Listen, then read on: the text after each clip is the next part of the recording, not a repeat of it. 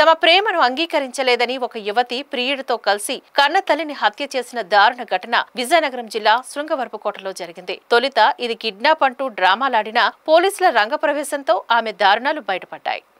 శృంగవరపుకోట మండలంలో వెంకటరమణపేటకు చెందిన రుచిత అనే 17 ఏళ్ల అమ్మాయి హరికృష్ణ అనే యువకుడితో ప్రేమయానం సాగిస్తుంది. అయితే వారి ప్రేమను తల్లి వెంకటలక్ష్మి ఒప్పుకోకపోవడంతో ఆమె అడ్డు తొలగించుకోవాలని రుచిత నిర్ణయించుకుంది. ప్రియుడితో కలిసి ముందుగా వేసుకున్న పథకం ప్రకారం తల్లిని బహిర్భూమికి తీసుకువెళ్లి అక్కడే ఆమెను హత్య చేశారు. అనంతరం ఇద్దరూ కలిసి ఆమె మృతదేహాన్ని గ్రామ సమీపంలోని బావిలో పడేశారు.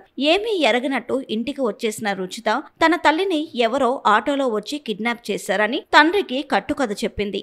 ఆమె చెప్పింది నిజమని నమ్మి గ్రామస్తులు చుట్టుపక్కల గ్రామాల్లో వెతికి చివరకు పోలీసులకు సమాచారం ఇవ్వడంతో వారు రంగప్రవేశం చేశారు. ఈలోపు గ్రామం సమీపంలో ఉన్న బావిలో శవం దొరకడంతో పోలీసులకు అనుమానం వచ్చి రుచితను గట్టిగా ప్రశ్నించడంతో తానే ప్రియుడితో కలిసి తల్లి వెంకటలక్ష్మిని హత్య చేసినట్టు అంగీకరించింది. ఆమెను అరెస్టు చేసి కేసు నమోదు చేసిన పోలీసులు పరారీలో ఉన్న హరికృష్ణ కోసం గాలిస్తున్నారు.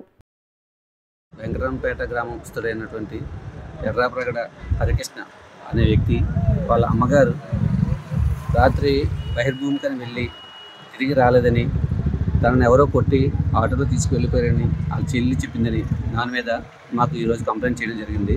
ఆ కంప్లైంట్ బేస్ చేసుకొని కేసు రిజిస్టర్ చేయడం జరిగింది.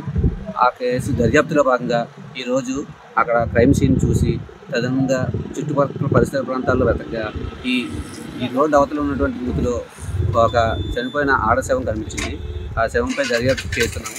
ఆ చనిపోయిన శవం ఫిర్యాదు ఇచ్చినటువంటి వాళ్ళ అమ్మగారు వెంకటలక్ష్మిగా తెలియవస్తుంది. దాని మీద ఇన్వెస్టిగేషన్ నిర్వహించి తదుపరి నిర్వహించి దీని కార్యక్రమం వ్యక్తులపై చర్య తీసుకుంటాం.